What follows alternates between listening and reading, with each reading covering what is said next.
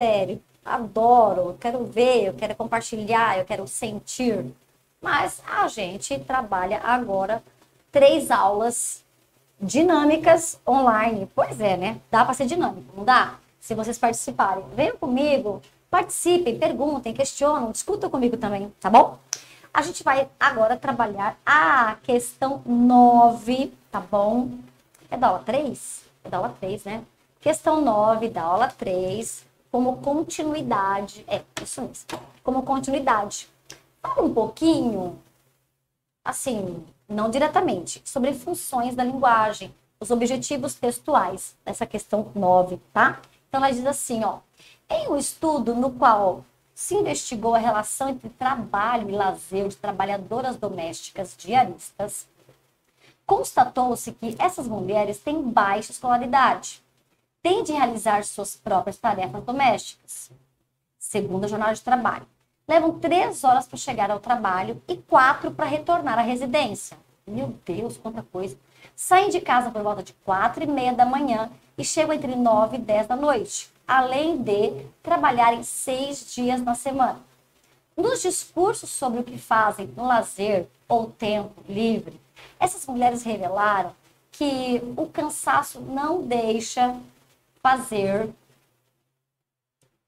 outra coisa, além de dormir ou assistir TV. A pesquisa revela como essas mulheres trabalhadoras têm uma enorme dificuldade de acesso ao lazer. Olha só que legal o tema desse texto.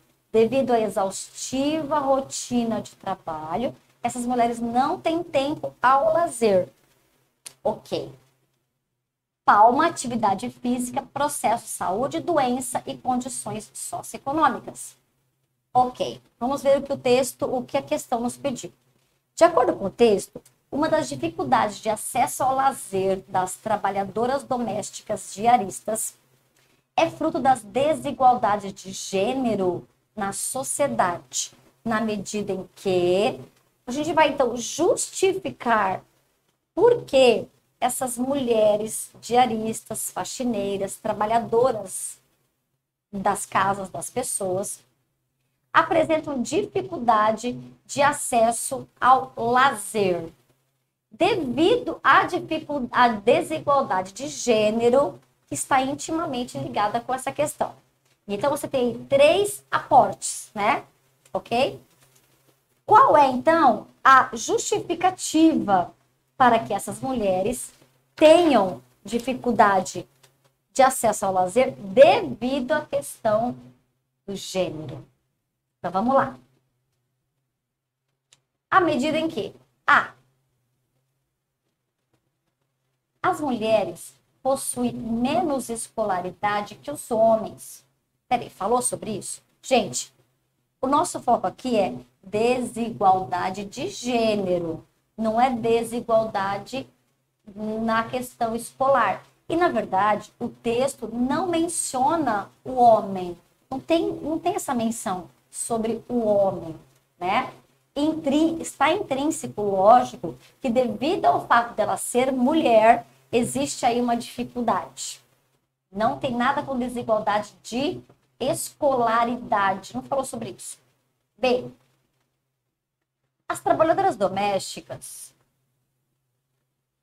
diaristas, são expostas a uma sobrecarga de trabalho elevada, dificultando o acesso ao lazer, um privilégio de outras categorias profissionais. Gente, não fez comparação com outras categorias profissionais.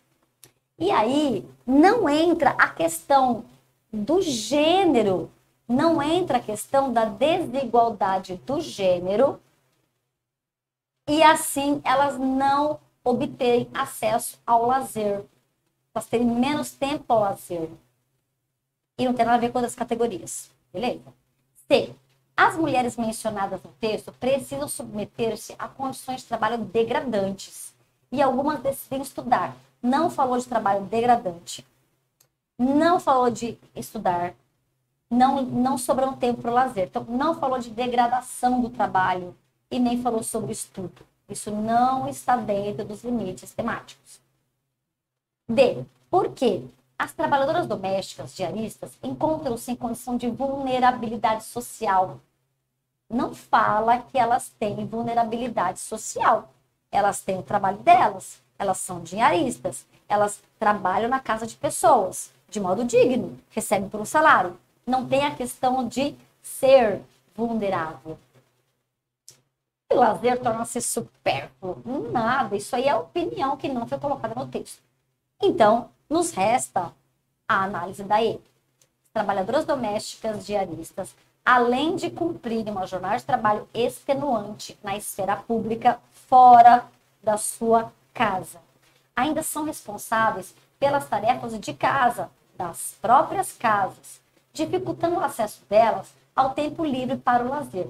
E, implicitamente, vem a ideia de que a mulher, dentro de casa, fica com a carga maior. Por isso que diz no enunciado que fruto das desigualdades de gênero na sociedade. Além de trabalhar para ter o seu salário e subsidiar a casa, também trabalha dentro da própria casa, nos afazeres domésticos próprios delas. A alternativa E está perfeitinha dentro do que foi analisado. Beleza? Ok. Questão 10 do Enem. Aí a gente tem uma propaganda, né? Que traz, tá pequenininho, mas dá para ver. A fúria da natureza. Aí vem aqui, né? A natureza se enfurecendo. Você desconfiava. Pesquisas comprovam. As catástrofes estão mais frequentes e violentas. Catástrofes, natureza, ok? Então vamos lá, o que diz o enunciado. No processo de criação da capa de uma revista, é parte importante não só destacar o tema principal da edição, mas também captar a atenção do leitor. Não só destacar o tema, mas captar a atenção. Então, essa atenção veio por meio dessa imagem. Com essa capa sobre os desastres naturais, desperta-se o interesse do leitor ao se apresentar uma ilustração com impacto visual e uma parte verbal que agrega ao texto um caráter. Então, o impacto visual. E depois, um texto que tem caráter o quê? A fúria da natureza. A fúria da natureza é forte, também é impactante. Tem o visual da figura e também tem a frase que chama atenção. A fúria da natureza. Essa frase tem um caráter fantasioso, pois se cria expectativa de uma matéria jornalística com a natureza protagonizando, nada a ver. Não tem caráter fantasioso. Isso não é uma fantasia, tá? Ali falam sobre catástrofes naturais e a natureza mostrando sua fúria. Não é, fantasioso, é personificação, porque a natureza não tem a característica de ser furiosa, né? Nas práticas, nas manifestações. É prosopopeia, personificação, mas não tem caráter fantasioso, não é ficção. B. A parte verbal agrega instrucional, pois se cria a expectativa da apresentação de conselhos e orientações para precaução, não. O texto instrucional é aquele que conversa com o leitor, que quer persuadi-lo mesmo, que tem também como marcas a função conativa ou apelativa que nós vimos no sábado na aula. Não, não teve isso, tá? C. Um caráter alarmista, pois se reforça a imagem da natureza como um agressor e um inimigo temido pela sua avassaladora força de destruição. Gente, está perfeito conforme o que a gente está vendo nessa capa. É perfeita. É alarmante, está dando um alerta à fúria da natureza, né? Reforça a imagem de um agressor. A natureza é um agressor que mostra a sua força de destruição. Perfeitinha é a letra C. Por que não é a D? Um caráter místico, tem misticismo? A imagem do espaço brasileiro com ameaçado por uma natureza descontrolada, um cenário apocalíptico. Espera um pouquinho. Não é isso, também não é isso. A natureza tem praticado algumas ações que devem ser preocupantes, temidas, mas não místico, tá? E o intimista, algo intimista é mais fechado, mais reflexivo, pois se reforça a imagem de uma publicação organizada em torno das impressões e crenças do leitor preocupado com desastres. Não, pessoal. Então, vamos lá. Essas características que marcam o início de cada alternativa realmente foca qual é a descrição mais importante, mais forte. No caso aqui, alarmista, letra B. Tranquilo? Vamos lá. 11. Enem. O tapete vermelho na porta é para você se sentir nas nuvens antes mesmo de tirar os pés do chão. Campanha publicitária de empresa aérea. Olha como o caráter da função conativa ou apelativa é forte. É para você se sentir nas nuvens antes mesmo de tirar os pés do chão. Então, função conativa ou apelativa, querendo convencer, né, o leitor a adquirir o produto. Ao circularem socialmente, os textos realizam-se como práticas de linguagem, assumindo configurações de especificidade, de forma e de conteúdo. Para atingir seu objetivo, esse texto publicitário vale-se do procedimento argumentativo para atingir o objetivo. Quais foram os procedimentos? A. Valorizar o cliente, oferecendo-lhe, além dos serviços de voo, um atendimento que o faça se sentir especial. Lógico, gente. Tapete vermelho é conhecido para você colocar ali para recepcionar pessoas ilustres, importantes. Se sentir nas nuvens, se sentir bem, especial, bonito, grandioso, chique, rico. Letra A, perfeito. Olha o B.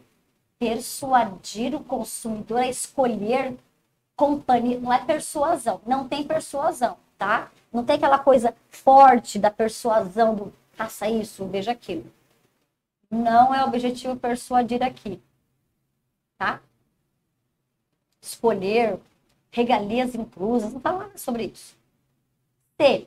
Destacar que a companhia aérea oferece luxo aos consumidores. Mas não é só destacar, é um sentimento de prazer, de ser bem recebido, valorizado, né? Com essas características. Então, não é só destacar.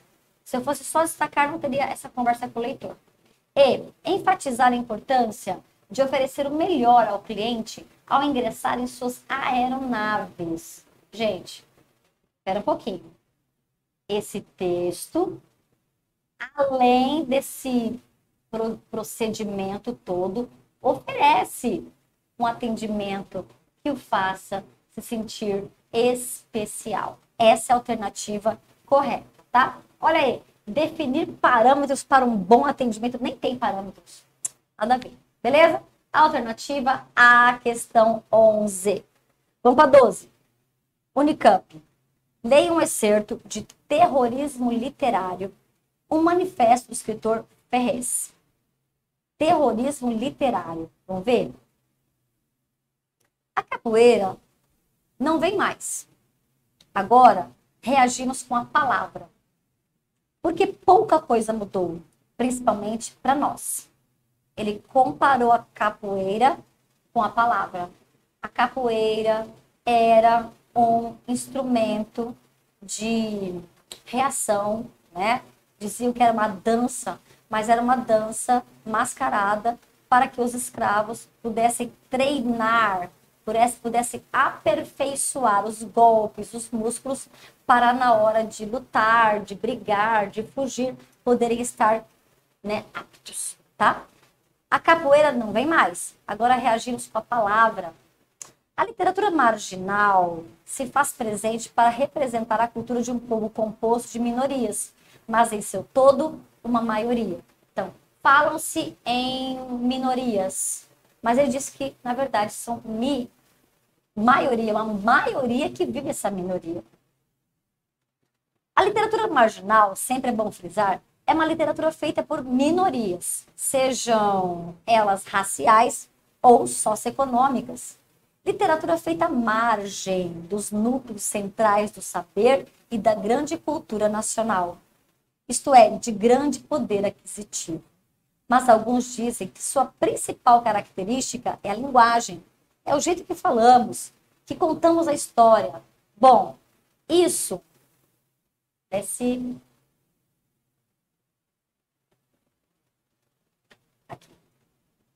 Bom, isso fica para os estudiosos. Cansei de ouvir, mas o que vocês estão fazendo é separar a literatura, a do gueto e a do centro. Eu nunca cansarei de responder. O barato já está separado há muito tempo. Foi feito todo um mundo de teses e de estudos do lado de lá. E do de cá, mal terminamos o ensino dito básico. É um texto que traz algumas reflexões, né? Suscita essas reflexões para que se entenda a divisão entre a literatura central e a literatura marginal, feita pelas minorias, que são, na verdade, maiorias. Vamos lá.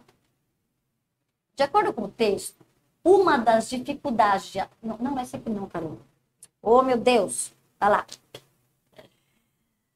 Ferres defende sua proposta literária como uma... Aqui vem, então, pessoal, a ideia principal do Ferres. A literatura, a proposta de literatura que ele faz, que é uma literatura das minorias que são, na verdade, a maioria, tá? O que ele defende? A descoberta de que é preciso reagir com a palavra para que não haja separação entre a grande cultura nacional e a literatura feita por minorias. Espera um pouquinho. A finalidade... Espera um pouquinho. Olha só. Ele defende uma proposta literária com a finalidade de que não haja separação. Na verdade, ele afirma essa separação. Ele fala, isso, o barato está separado faz tempo. Então, ele conclui que existe uma separação. Ele aceita que existe uma separação. Então, não é para que não haja separação que ele faz a literatura dele. B. A proposta literária dele é uma comprovação de que, sendo as minorias de fato a maioria, não faz sentido distinguir duas literaturas. Gente, ele aceita isso. Ele corrobora com a ideia de que existe essa marca, essa diferença, tá? Ele não fala que não faz sentido. C. A proposta dele é uma literatura de manifestação de que a literatura marginal tem seu modo próprio de falar e de contar histórias, já reconhecido pelos estudiosos. Não, ele diz aqui, ó, vocês estão fazendo separar a literatura do gueto e a do centro. Como ele diz que existem teses e estudos sobre a literatura de lá, mas a de cá, a do gueto, não existe. Então, ele diz que não é reconhecida pelos estudiosos essa literatura marginal. Perceberam? Beleza. Então, ele diz que a proposta dele é para o quê? Constatação de que é preciso reagir com a palavra, não com a capoeira, mas com a palavra. E mostrar-se, nesse lugar marginal, como uma literatura feita por minorias que juntas formam uma maioria. Sim, letra E. Ele não diz que não aceita, ele não diz que não existe, ele diz que existe essa diferença e que a literatura marginal não é bem reconhecida ainda pelos estudiosos, nas teses de doutorado, etc. É isso, é uma constatação que tem que reagir com a palavra, né? Porque eles são literários. É isso, tá? Letra E. Tranquilo? Bora lá. O EPB. Essas duas questões envolvem coesão, pontuação, linguística, para encontrar o melhor trecho, mais bem escrito, sem desorganizações articulares da linguagem. Vamos ver? Apesar de algumas preocupações do poder central pelo Nordeste, ainda as duas regiões, Nordeste e Sul, são como se fossem dois mundos, de costas um para o outro. Correio da Paraíba. Nesse trecho, ocorrem duas falhas graves, uma de regência e uma de pontuação. Marque entre as propostas abaixo a única alternativa que atende à norma padrão. Então, vamos lá. Quais são, então, as questões a serem apontadas, os problemas técnicos, tá? Primeiro, apesar de algumas preocupações do poder central pelo Nordeste, quem se preocupa por alguém ou com alguém. Apesar de algumas preocupações do poder central com o Nordeste, quem tem preocupação tem que ter preocupação com algo e não por algo. Primeira questão a ser abordada aqui. Regência verbal, regência nominal no caso aqui, tá? E a outra de pontuação. Vamos corrigir? Onde está?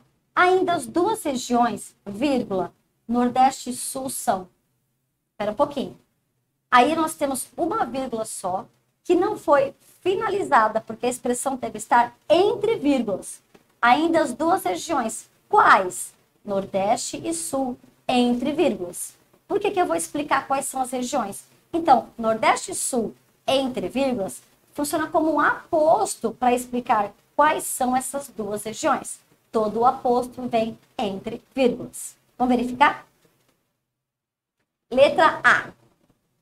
Apesar de algumas preocupações do poder central com o Nordeste, vírgula, apesar de, vem com vírgula, porque é uma oração concessiva iniciando o período.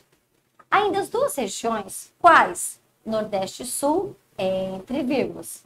São como se fossem dois mundos, vírgula, como? De costas um para o outro. A letra A está perfeitinha. A letra B continua pelo. Retifica as vírgulas, mas continua pelo. A letra C arruma o com o Nordeste, mas não tem as vírgulas entre Nordeste e Sul. Tirou a primeira vírgula. Errado. A letra D continua pelo, que é uma regência nominal errada. E a letra E não traz a vírgula entre Nordeste e Sul, que deve obrigatoriamente vir entre vírgulas. Entenderam? Letra A perfeitinha. Bora. Questão 14. Também sobre pontuação. Oferecer terras a essas pessoas que não tiveram oportunidades, sem dar os meios de produzir, vai tão somente minimizar a miséria no campo. Este homem vai permanecer na plantação e na cultura de subsistência sem uso da máquina, sem recurso disponível, com energia cara. Ele vai permanecer utilizando o velho, ultrapassado instrumento de trabalho, a enxada. Então vamos lá. Também neste exemplo, encontramos uma falha na pontuação, o que causa prejuízo ao sentido do texto, tá? Então vai lá. Perceberam como não tem ponto? Vamos lá, pessoal. A coesão se faz também por meio de pontuação. Ele começou a oferecer no campo, ponto. E aí veio só com um ponto final, com um período muito longo. Este homem vai aparecer uma oração da cultura, ponto. Vamos ver então qual fica perfeita. Letra A. O segundo período, ele começa. Este homem, vírgula, vai permanecer. Não separe o sujeito do predicado com vírgula, se não existir nenhuma oração intercalada. Errado aí. B.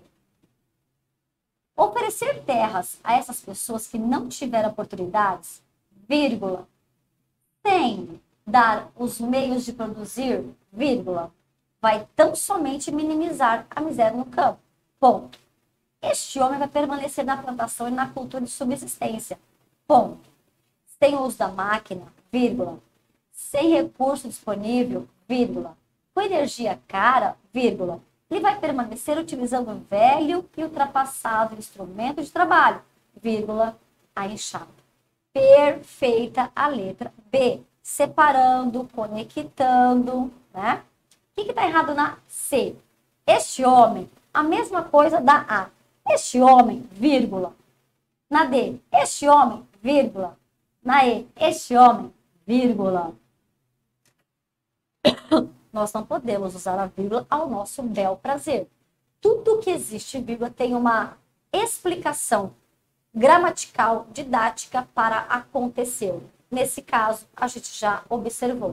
E uma das principais falhas que eu vejo aluno, candidato usando na redação é separar o sujeito do predicado por meio de uma vírgula. Errado. Beleza, meus amores? Ok, vamos lá. Vamos começar. Eu vou começar a ler com vocês o texto que eu amo, o fim da temida crase.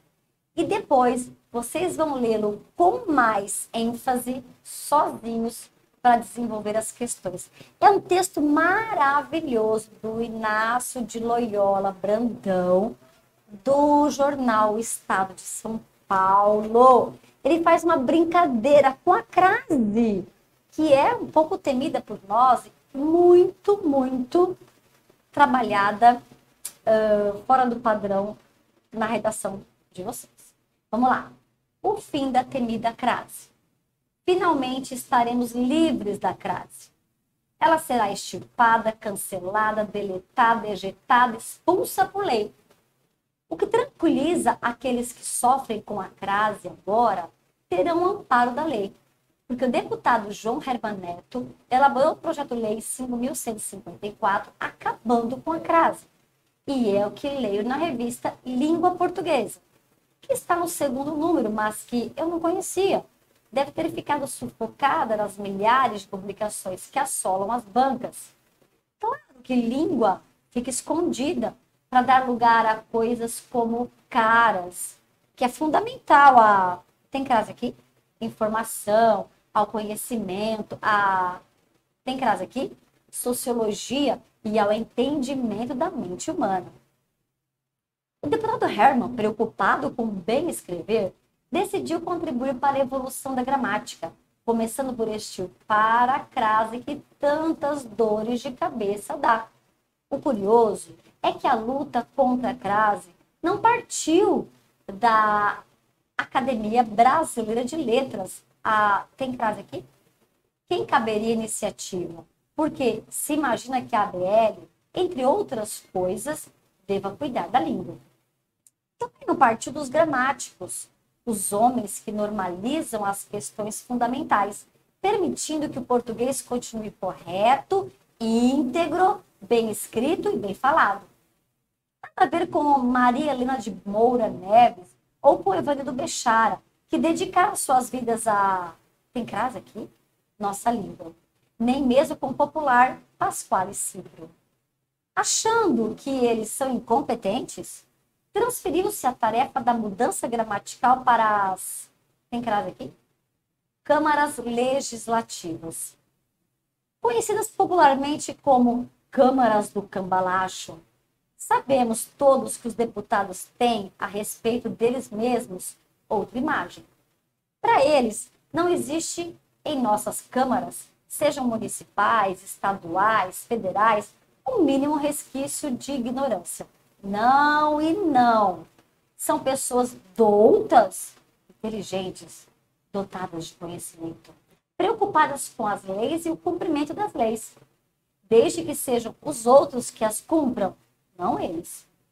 Quando olhamos os debates, a transmissão das CPIs, os resultados das investigações, as devassas, percebemos que os deputados estão atentos às crase, leis, desde que não sejam atingidos por elas. Assim, como não precisam se preocupar com o caixa 2 das campanhas, porque ele continua a existir e é legal. Assim como não precisam se preocupar em ser honestos, porque jamais serão julgados pelos seus pares. Como sabem que serão absolvidos de tudo e por todos os que se sentam naquelas cadeiras onde já se sentou gente da melhor estirpe, gente digna e honrada. Uau, quanta ironia. Como provavelmente serão reeleitos porque o eleitor é desinformado e não tem memória. Quanto querem apostar que figuras execráveis como João Paulo Cunha e Ângela Guadagnino voltarão aos cargos? Eles fazem e desfazem pessoas que foram extirpadas e voltaram. Assim, como Herman Neto, estão tentando desfazer a língua portuguesa, que é desfeita em plenário todos os dias, todas as horas. Começando por essa infâmia que é a crase. Martírio, agonia, tortura, padecimento, de sabor, desespero. A crase que é a principal causadora dos distúrbios que andam por aí. O sem terra invadindo, os lucros dos bancos, a queda da bolsa, o aumento do preço do álcool, o crescente poderio dos camelôs, o trânsito congestionado, as filas do INSS, o PCC, os sequestros relâmpago, o caos do transporte público, a degradação do ensino, o mau atendimento dos convênios médicos, a culpa de tudo? A existência da crase, lógico. Tão mais fácil escrever, pensar, se comunicar sem ela, né? Sem crase, tudo fica mais simples. Dia desses, encontrei na rua um homem que se dirigia às... Tem crase? Pessoas falando sem crase. Foi espantoso, mas excelente experiência. Todos o entendiam. Quando falamos sem crases, o português fica claro, objetivo, de confusa, complexa, caótica e desordenada, passa a vida. Simplifiquemos a linguagem, as normas, pronto. Seria tão bom se outros deputados, apesar de atarefadíssimos, como sabemos, muito ocupados com suas defesas no valeroduto, se dedicassem a outros aspectos gramaticais. Cada um deles, que são 500 e tantos, tá aqui? Tá. Poderia cuidar de um aspecto. Um faria um projeto contra a polissemia. Para que polissemia, né, gente? Outro contra as locuções conjuntivas. Para quê? E teríamos uma verdadeira constituição, eliminando morfemas subtrativos, ficando apenas com os aditivos. Paronímias, determinantes e, por consequência, os pré- e pós-determinantes. Anexos predicativos, apostos, atenção, deputados, não confundir com apóstolos. Orações transpostas, substantivas. Gente, tá com trema aqui, né? Tá com trema. O meu não tá, não. Depois eu vou ver isso aí. Consequência. Ah, tá. O meu tá assim. Beleza. Tire, pelo amor de Deus.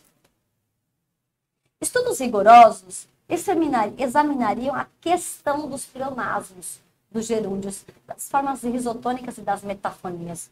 Viria em seguida o fim do ponto de exclamação, do ponto e vírgula, do parênteses, do trema, que já veio, e da reticência e do hífen. Uau! E uma nova língua que poderá ser denominada de parlamentar em lugar de portuguesa, como homenagem a esse grupo que tanto faz pelo Brasil, por nós, pela sociedade, pela moralização de usos e costumes. E se faltou alguma crase neste texto, é que estou escrevendo regido pela lei Herman Neto.